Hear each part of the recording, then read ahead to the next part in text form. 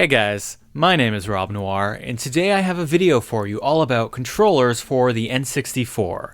And we're going to be focusing mainly on the Brawler 64 by Retrofighters, which is the Kickstarter controller that came out not that long ago, that a lot of people have been talking about, and that's really been all the rage these days. Now I will say this controller here has been out now for a little while. I had actually intended to do this video about a month ago, but unfortunately, as I found out, their international shipping times really left a lot to be desired. And the situation kept changing as new information came to light and as they made decisions, and we're going to get into all that in this video. So if you're familiar with me, my content, my channel, you might already know that I am a huge fan of the Nintendo 64. It was the first real console that I had as a kid that I was able to really get into and play, and it was the one where I probably spent the most hours growing up on, like Banjo-Kazooie, Mario 64, all those classic games.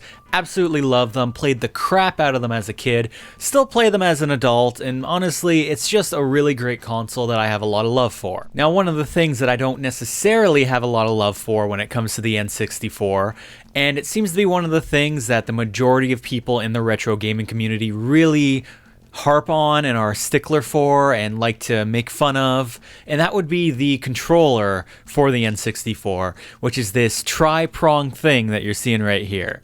Now, as a kid, when I had this console, I never really thought much of the controller. I mean, it worked. It was the first real controller that I really used for an extended period of time, and I just kind of accepted it. And I mean, all in all, it's a decent controller. It works fine. I can understand why a lot of people back in the day had a lot of confusion with this, especially when you compare it to the other contemporaries, the other controllers at the time. The three-prong design is a little bit strange. I mean, at first glance, it probably looks like you're intended to play this thing with three hands. Now, the reason that the majority of people seem to think Nintendo designed the controller like this is to make it so that it could be easily used for either 3D games or 2D. If you hold the edges, you can play 2D games almost like you're playing with a Super Nintendo controller. Or if you hold it like this, you have good access to the trigger on the bottom, the joystick, and it's more suited for 3D games. Now, different developers use the controller and control schemes in different ways, and we definitely will get into that. However, a lot of people like to make fun of this controller. As a kid, I never understood it. As an adult trying to play this thing, though, I do understand. I'm somebody who has very big hands, and this little tight area where you gotta get in to hold the joystick and do all the shit, it's very uncomfortable for me, and I understand it's quite uncomfortable for a lot of people. Some people even play this controller in the weirdest ways, where they hold the joystick on top and use a pinky to hit the button on the bottom. It's a controller that doesn't hold up very well. And so this is where Retrofighters come into the picture, with this very successful Kickstarter with something like 5,500 backers, over I think $160,000 raised, creating this next-gen looking controller for the N64. And honestly, looking at this thing, it looks kind of like they took an N64 controller and the Nintendo Switch Pro controller and just kind of mashed them together and were like, yeah, that's what we're going with. And that's not to say that I don't like the look of the controller. I do, actually, and I gotta say, first impressions, I like the way it was packaged. It reminds me of the old N64 stuff, and I like the way it feels, and we're gonna talk a little bit about that. So most of the reviews that you're gonna see for this controller pretty much only talk about it. But the thing that I think is the most important is to take into consideration your other options. Because sure, maybe you like this thing, maybe you don't know, you have no experience with it, that's fine, but Nintendo 64, you don't really have that many choices. And I feel like that's why, to really understand how good this thing is or how bad, you really have to take into account all the other controllers out there that you can use with your N64. And to be clear, this controller is designed to run with the original console and the original console only. It plugs into the original console. It's not a USB controller for ROMs or other stuff. This is for original hardware. So if you want to play N64 games on original hardware, there are a few options besides just the original controller and this Retrofighters controller. Lots and lots of people have made third-party controllers.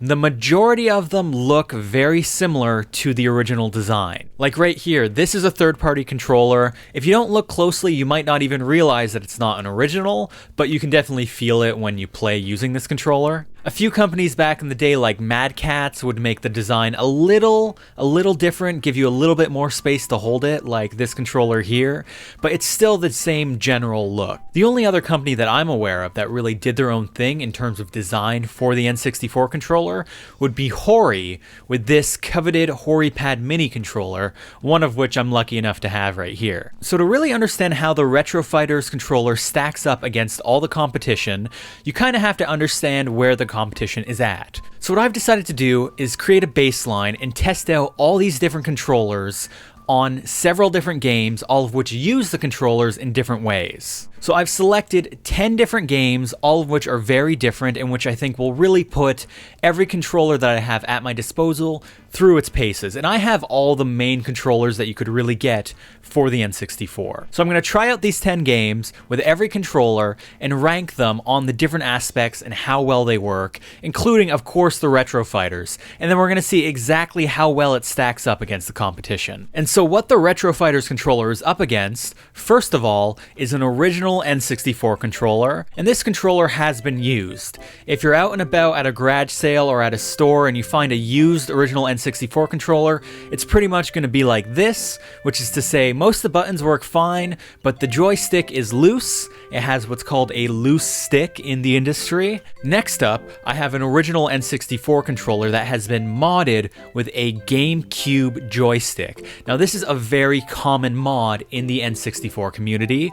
A lot of people do this. I did this a while back. I actually did it in a video way back in the day on the channel when I used to do videos on opening up controllers and games and fixing them. And this is something that a lot of people do, so I definitely want to test this one out and have this one in the roster. Now I also have that aforementioned third-party N64 controller, the one that looks pretty much like an original, it just doesn't work quite as well. I decided not to use the Mad Catz because overall, I haven't really seen much of a difference between that one and this third party. This is generic third party that you can pretty much find anywhere. And finally, I have the HoriPad Mini for the N64. This thing works perfectly. Before the Retrofighters, this was my go-to controller for the N64. For a lot of people it is. It's very expensive, it looks very different, but it's really good. Like, it's a really good controller. So that's basically what the Retrofighter is up against. And I should mention, I haven't really tried out the Retrofighters controller yet. I haven't given it a good test. I just made sure that it worked when I first got it, and that was pretty much it. So I'm obviously not going to show you all the footage of all 10 games, because that would make this like a fucking 10-hour video. But I will show you the bits that really highlight the different things I'm talking about with each controller. So starting off, we're going to go with the original N64 controller. So for me, the most important thing when it comes to any Nintendo 64 controller is the joystick. Now, the original N64 controller had an extremely sensitive joystick, as you can kind of see here. Even the slightest amount of pressure on that joystick will cause a response and will register in the game. For example, here Mario tiptoeing slightly when you just tap the joystick a little bit. And the problem with most third-party controllers is that the joysticks on them just aren't as responsive as the original N64 controller, leading to what's called a dead zone. Now, a dead zone is a real issue, and it's not just on N64. A lot of third-party controllers suffer from dead zones for all consoles, really. But on an N64, it's very noticeable, and it's one of the big things that people talk about because the joystick was so sensitive on the first-party controllers. Now, a dead zone is like what you can see here, where I'm pressing on the joystick, but it's not registering. So for the original N64 controller, I would give the joystick an 8.5 out of 10, because it's very good, it's very responsive, it works perfectly with pretty much any game that was programmed with it in mind. The problem is really the fact that the stick becomes very loose after repeated play, especially if you like playing that Mario Party minigame. You can destroy your joystick in fucking no time at all. So that would be why I'm taking a 1.5 off, but overall it's a very solid joystick as long as you get one that's in working order. So if you modify an original controller with a GameCube joystick, it does have a little bit of a dead zone.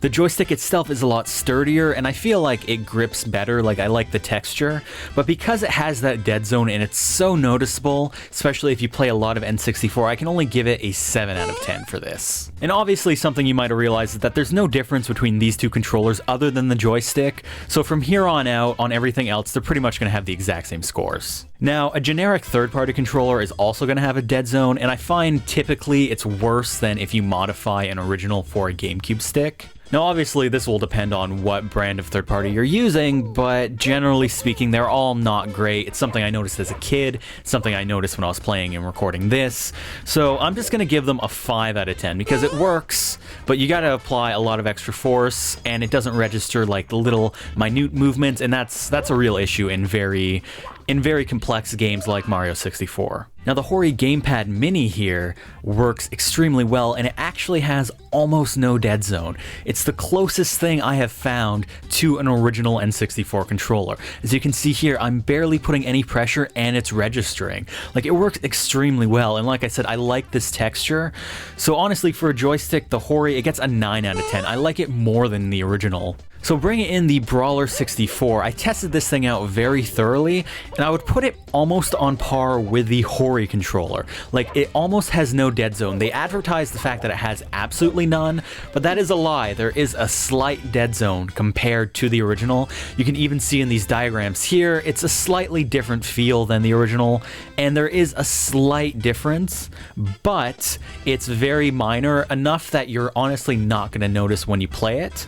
I'm only going to give this thing an 8 out of 10 for the joystick though, and the reason is because I found when I was playing my thumb slipped off the joystick a lot. As you can notice, it's very smooth, and unlike, you know, like an Xbox One controller, there's no like dip in the joystick to kind of grip with your thumb, so my finger actually kept sliding off of this thing. Personally, I think it would have been a really good idea for them to give it kind of like that ribbed edge like on the GameCube controller, or the little dip like the Xbox One or the Switch Pro controller, but because they didn't, and because I did find that a little annoying, I can only give it an 8 out of 10. So obviously comfort is one of the biggest selling points of the Brawler 64, so to bring it back to the original, I do find the original controller very uncomfortable to hold. I mean, I'm a fully grown adult male with large hands, and this thing, it really feels like it was made for like tiny little kid hands. Like, it's kind of uncomfortable to get your hands in there. And while it's not a deal breaker, I've just never found the original controller that comfortable to hold. So for the original modified with a GameCube joystick, and even the third-party generic, because it pretty much looks the same, I'm going to give all of them a 5 for comfort, meaning it's not horrible, but it's definitely not ideal. The Hori controller is okay when it comes to comfort, but I do find it's just too small. As you can see here, like if you try and hold it comfortably, at least for me, my hands are like hitting each other in the front, and especially if you want to use like the D-pad, the way you have to like reach over. I don't know, I find it's better than the original, but I definitely don't find it ideal. It's definitely made for someone with much smaller hands than I have.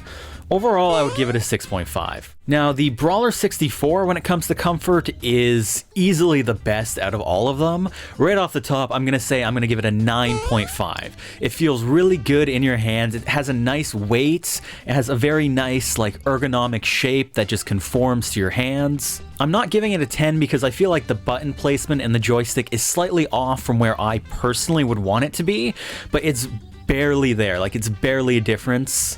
I do find like some controllers like the Switch Pro just fit a tiny bit better. Like that one I would give a 10 out of 10, but this one, I mean, it's a solid 9.5, and depending on you, you might consider it a 10. Like, this thing is great when it comes to comfort. Now, obviously, you can't talk about a controller without talking about the face buttons. So I'm not going to go super in-depth here. I mean, you know what buttons are, you know what they do. They're supposed to activate when you press them. On the original, honestly, for the buttons, I would give it a 9.5 out of 10. Like, they all work, they're all very responsive, you're not really going to have any problems. The taking off the 0.5 is because I do feel like on an original controller, they do wear out really fast, but they're all extremely responsive. So for the original and the original with the GameCube stick, it's a solid 9.5. For third-party generic, though, that is generally where you'll run into an issue. I especially notice it on the C buttons. As you can see here, I'm playing Quest 64 and I'm pressing on the C buttons and it's not registering. And it registers a lot better using the original, so it's not like something wrong with the game. Again, depending what your third-party generic controller is, you might have varying results, but overall, I would have to give the third-party generic pretty much a 4 out of 10. It's not as responsive as you need. The A and B usually are okay, but especially the C buttons, which you do tend to use a lot in a lot of different games. They don't respond well without like forcing really hard on them, and it's kind of annoying. Now for the Hori gamepad, I find the buttons work extremely well. Like, I have almost no issues. You can see me here playing through a bunch of different games and testing it out. Really, everything works the way you want. It's as responsive as an original, in my opinion. The button placement is fine. Like, I don't have any issues with it. Overall, it just works well. I would give it a 9 out of 10. Like, it's pretty great. And the same thing can actually be said about the Brawler 64. I really tested this thing thoroughly, and I feel like all the buttons work really well. The C buttons are slightly larger than on an original controller, which I felt worked fine with just like the size of the controller itself.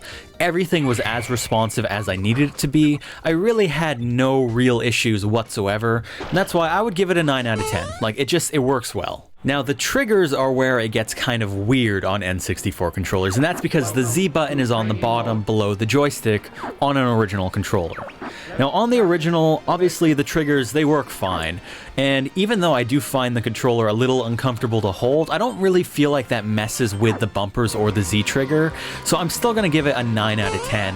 Like, it's responsive, it works well. I mean, obviously the original is like the baseline you go from, right? On the third-party generic controllers though, I really do feel like the triggers and the bumpers just do not respond. Like, you often will really have to jam on that shit to get it to like register the fact that you press the button, and this is really annoying, especially so many games make use of the Z trigger and the bumpers. Like, it's really annoying, and I hate that about third-party N64 controllers. And this, I've noticed it on pretty much all the third-party controllers I've tested, not counting the next two that are coming up, of course.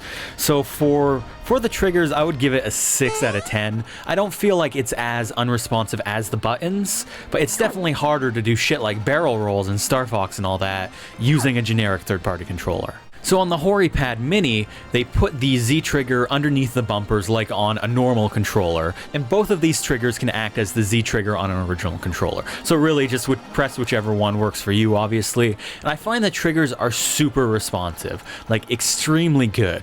But I will say, I noticed that the bumpers aren't quite as great as I was expecting on the HoriPad Mini. They're not terrible, and I would still rate them better than third-party generic, but they're definitely not as responsive as the original controller. And for that reason, I would give the HoriPad Mini an 8 out of 10 when it comes to bumpers. And this is another aspect where I feel like the Brawler 64 actually beats out the HoriPad Mini. Like, I feel like the bumpers and the triggers work extremely well, and they're extremely responsive. I don't feel like the triggers themselves feel as good as like an Xbox One controller, but they do feel good. I mean, they do work. I've had zero issues with it really, other than one issue that relates to the joystick, but we'll get into that later on in the video.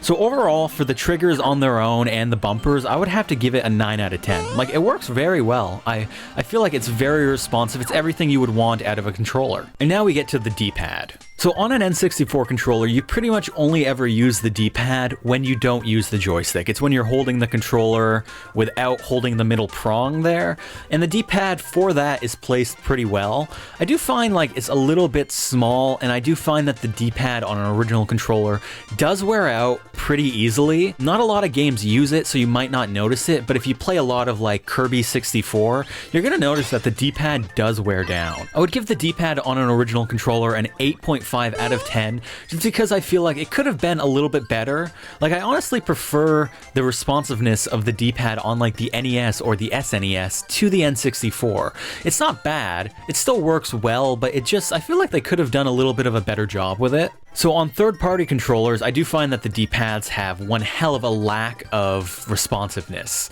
And you can notice it here in Kirby where I'm pressing on it and it's just not picking it up whatsoever. This is kind of another one of those issues that's across the board on most third-party controllers. Not all of them, but most of them are going to have this issue. And so overall, I would have to give third-party controller D-pads pretty much a 6 out of 10. They feel pretty much the same as an original, but they lack that responsiveness that you need. So for the Hori controller, the D-pad itself is actually very responsive. I feel like it's a little bit smaller than I would have liked it, but it works very well. The only thing I will say is that I feel like the D-pad is very awkwardly placed. Like when I was playing this, when I was using the D-pad, I would actually kind of like get my thumbs in the way of each other when I was trying to press the B button with the D-pad. And like, I don't know, it just felt really awkward to me.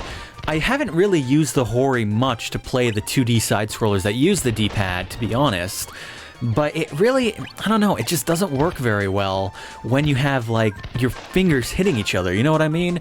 So for that reason, I would give the Hori a 7 out of 10 for the D-pad, which is lower than I would have expected, just because I don't know, I feel like the placement is awkward, although, to be fair, it's not like they really could have put it anywhere else on a controller this small, so it's something to keep in mind. So for the Brawler 64, the D-pad is in a pretty good location, like you don't have to really adjust your hand or anything. I do find that the D-pad is a little bit softer, a little bit mushier than on like the original N64 controller. I didn't really feel like there were any real issues with it.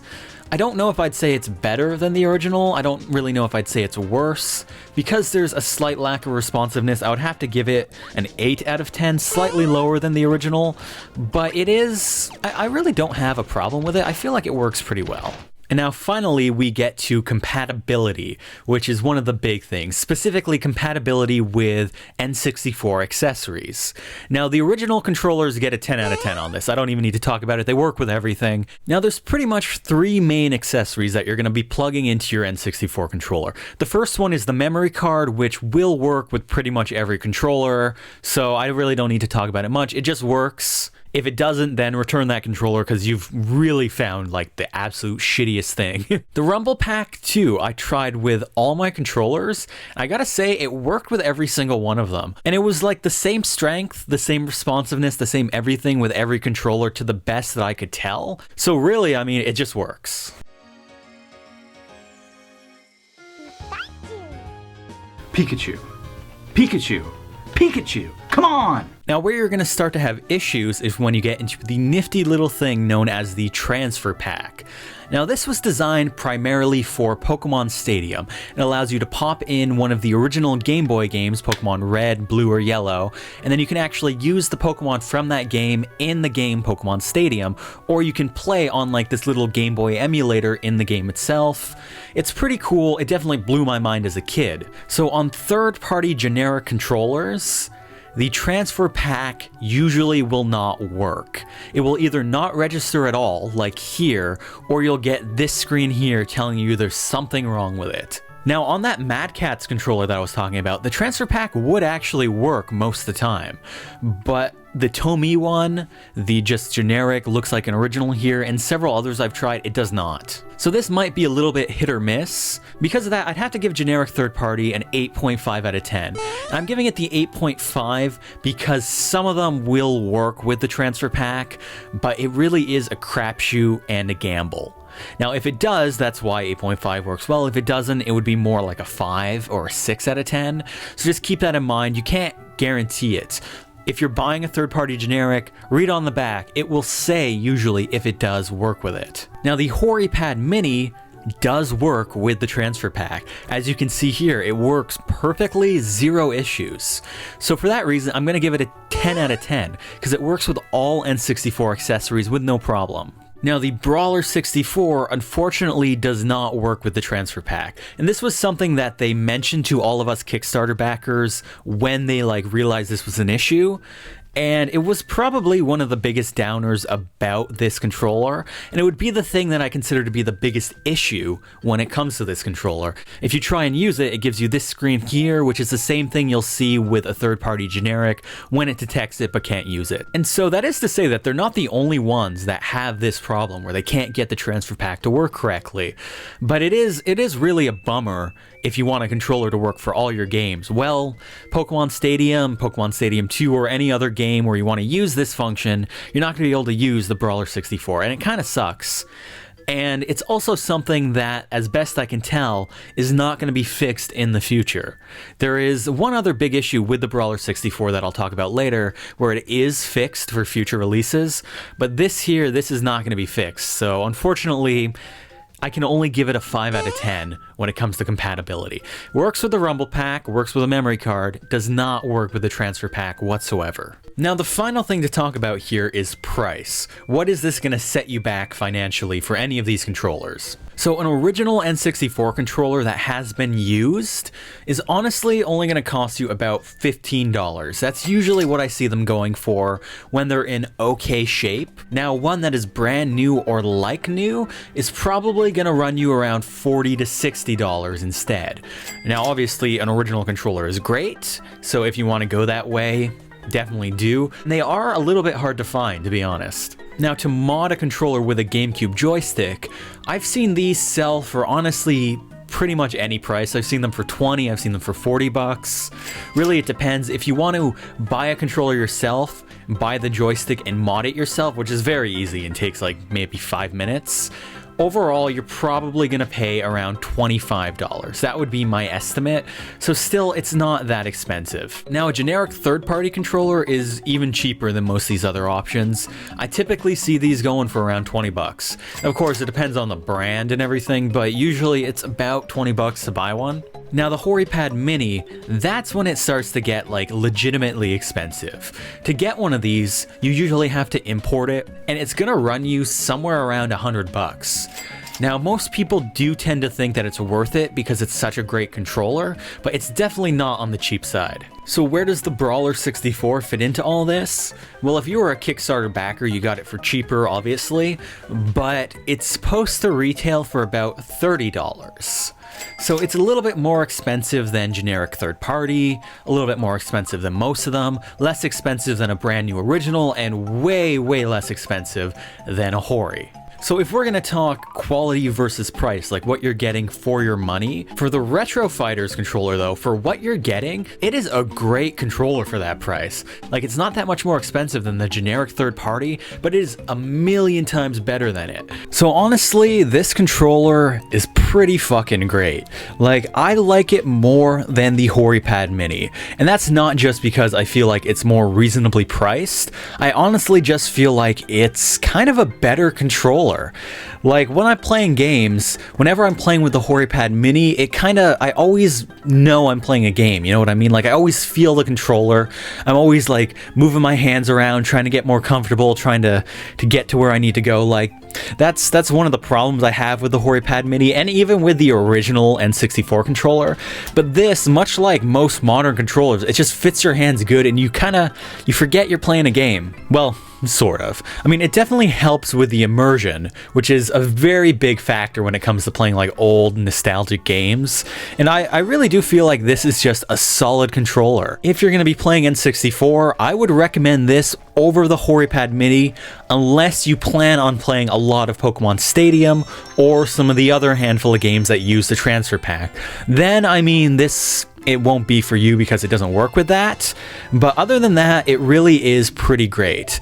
Now, I do feel like the transfer pack issue is the biggest problem with that controller, but it is worth noting that there is another issue that some people have noticed, and it's about the joystick and the left bumper. If you push the joystick into the top left position and then you hit the bumper, the two actually touch each other. Like, you can feel the bumper stop and hit the joystick, and you can feel the joystick kind of bounce a little. I tried to show it here in the video footage, but it's a little bit hard to actually show. Like, I know it doesn't read that well. You kind of have to hold the controller in your hands to really notice it. Now, it has pretty much been confirmed that the bumper presses will still register even if it's hitting the joystick, unless you're hitting them very gently. Like, remember that dead zone pressure thing I was talking about? Well, if you're not hitting the bumper that hard, it's gonna hit the joystick and pretty much just stop and block the response. Now, this is most noticeable in games like Wave Race. I tried to duplicate this effect here in Wave Race, but honestly, I'm just not that familiar with the game. I never played it that much, and I couldn't really show you exactly what the problem was, but it can cause a little bit of an issue. Now, the reason why I say that this isn't that big of a deal is, well, there's two parts to it. The first is that there are almost no games that exist on the N64 that use both the joystick and the left bumper. Now you might be like, no, that can't be. Like, there must be a lot of games that use that. Most modern games would do that kind of thing. If you're playing an N64 game that uses the joystick, your left hand is usually on that middle prong, moving the joystick itself and hitting the Z button, and your right hand is on the right prong, hitting the right bumper and the buttons over there. Like, that's how the majority of the games were designed. Like, you don't like reach your hand around and then press the other bumper. No, most of these games just ignore that bumper. It's usually like mapped to some random functions, like in Mario Kart it lets you pull up scores on one of the screens or stuff like that. Now if you're playing a 2D game where you're using the D-pad, yes, you often do use that bumper, but then you're not using the joystick. So there's very, very few games where this is ever like going to come up. The only game where it really has posed any issues seems to be Wave Race. In that, like I said, if you're pressing it hard, it's not going to be a problem. If you're just lightly tapping it, yes, some of your moves might not register. Now, the second reason I'm saying that this is not a big deal is because Retrofighters have actually offered to send out a replacement part or a brand new controller for all the people in their original Kickstarter campaign who got one of these slightly defective controllers. And I say slightly defective because it's not really a defect, although it kind of is. I mean, I don't know how you would classify it. They're saying it's not, but of course they have to say that. So yeah, if you have one of this first batch of controllers that suffers from this issue, they're going to send you a replacement part or a replacement controller. I personally opted in for the replacement part just because I'm sure the cost of shipping out all these controllers would be really high, and I'm very nifty. I've done a lot of DIY videos where I have fixed old controllers, so for me it's going to be like it's not a big deal to swap out that part, and I'll probably do a really quick video on it when that part arrives, assuming it does. But it's just, if you have one of these slightly defective controllers, it's not going to be a problem. You're going to get a replacement in whichever way you chose, and all future releases are not going to have this problem. Really, I think it was just an oversight because so few games use that.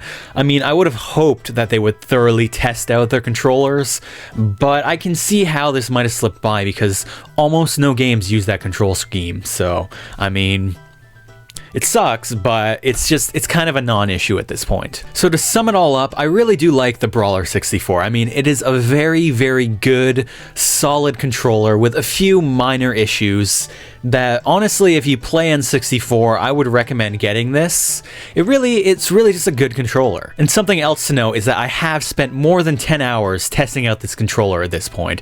I had originally planned to like finish off this video like the day after the first part I had shot, but I realized that because I know the N64 so well, and because I really need to know if this thing is worth my time, I decided to really spend a lot more time playing with this thing. And this is now my go-to controller on the N64. It really is great. The only time I think I won't be using this is when I have to play Pokemon Stadium. And that's just because, unfortunately, the transfer pack doesn't work. If it did work with this, I would retire my Hori controller and I would never use it again, even though I paid over $100 for it. So in conclusion, if you're interested in this controller, or if you need a new one for your N64, I would highly recommend this one. It works very well. And something else to note is that this is not a USB controller, but if you have a USB to N64 adapter, you can get it to work on your computer with emulators and ROMs. As you can see here in the footage, it works well. It works just as well as any other controller I've plugged in using this adapter. So really, if you want to use it for more than one thing, you can. I do think they're going to release a USB only version, but just buy the adapter and you could use it for everything. I mean, you know? Another thing to note is that they will be releasing a more or less fantastic series of these controllers where they have like different colors, see-through, all that shit, and they look a little bit nicer than this standard gray. So if you want those are going to be available too. So yeah, guys, that's pretty much it for this video. It ended up being a lot longer than I had intended, but it's because the N64, it's a console that I really love and that I play a lot of, so I really wanted to go as thorough and as in-depth as I possibly could on this video. So hopefully you have all the information and you can now make the decision for yourself if you want to get this. Personally, I would highly recommend. When it actually hits stores, I'll probably pick up a couple more just so we can do like 4-player Smash Bros with these controllers, because they're great. They really are. The only thing to keep in mind, it's not good for Pokemon Stadium. So yeah, guys, thanks a lot for watching. I hope you enjoyed, and as always, I will see you in the next one. Hey guys, my name is Rob Noire, and today I have a video for you all about the N64. Now, if you know me, if you know the channel, if you've watched for a while, It's been a while. It's been I don't think I've ever let this play through. I just usually skip. Yeah, me too. Yeah, we can just skip it. It's fucking Star Fox 64.